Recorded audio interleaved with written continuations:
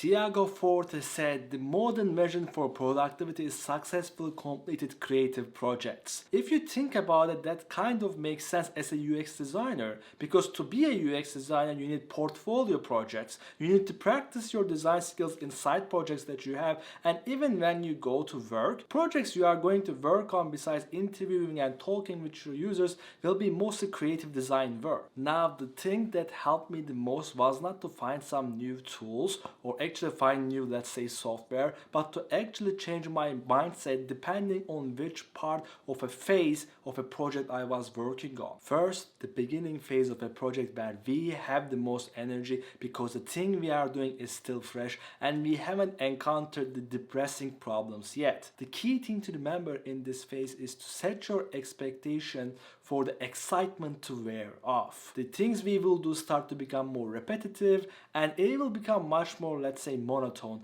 and we will lose the passion we have. So the key thing to remember is that this energy level you have has to wear off so that you don't take on new projects. Because what happens when, let's say, you set a New Year's resolution is most people fail in 2-3 months because they just added so much because they thought the energy level they had at the beginning would sustain itself. Now we are at the middle part where we are roughly 50-60% of the project and the initial excitement did wear off, but the end still seems so far away. So what do we do? How do we sustain basically our work ethic? The first thing to remember, I tell myself all the time, is just because I love something doesn't mean I like it today. This is very important because what happens to most people when they find out that they are at the middle and their excitement fell off and they don't like doing the activities as much, they think, and I did think to myself as well, where if I don't like it,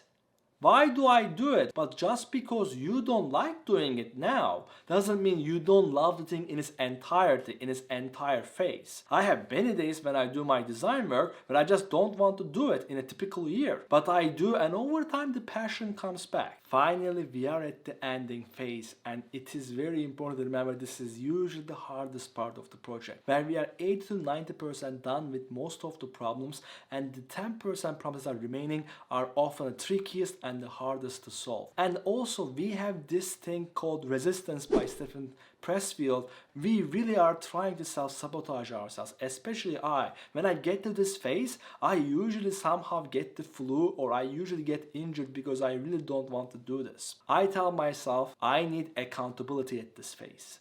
3 to 4 years ago, I was actually going to launch my first design course, and I knew I might not hit the finish line if I didn't have accountability from my partner, whom I said, hey, if I actually don't launch this course in 90 days, I am gonna go buy a pink skirt and pink 6-inch heels, and I'm gonna wear them and I'm gonna walk in the middle of an afternoon in our neighborhood for at least an hour. And that stake, combined with the accountability where my partner literally bought the skirt and would give me glances if I didn't do the work for a particular day, really worked, and I launched the course under 82 days. For you, accountability might be different, but if this is your first or second or third creative project and you don't have many successes under your belt, chances are you will need accountability. So maybe find your partner or find your best friend and set some sort of a stake that might be a monetary value or something you don't want to do in case you don't do it, so you don't self-sabotage yourself. Now that you understand the expectation and ideas I need to have at each phase of the project, and maybe you want to apply them to your portfolio projects,